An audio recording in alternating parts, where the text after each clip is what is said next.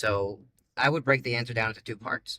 Part number one would be to understand what your relationship is with a lot of these people. But ultimately, if you understand that, every single therapist, 99% of them, I know most of my colleagues, we all have one issue we believe is the issue. We all have our modalities that we think are the modalities.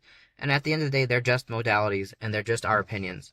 And, yes, someone who spends their entire life dedicated to mental health will very likely have things that are good to say about, and smart things to say about mental health. The second thing I would say is look at the relationship between people who form ideas that have changed you as a person. And sometimes those people will make mistakes, and sometimes those people will let you down.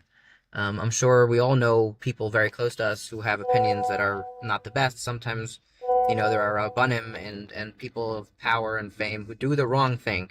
And that is a very weird experience. But I would say that understand everybody is human, and ultimately everybody has to figure out what works for them in life.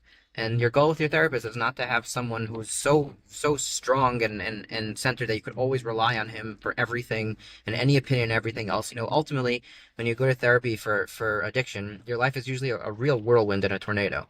And one of the only things stable in your life is not your family members, because they're sometimes wrapped up in that tornado also. So you rely a lot on therapists, and you run your decisions past them, and you run your opinions past them, and but ultimately, once you get healthy, the goal is for not for you to have to run every opinion and decision by your therapist.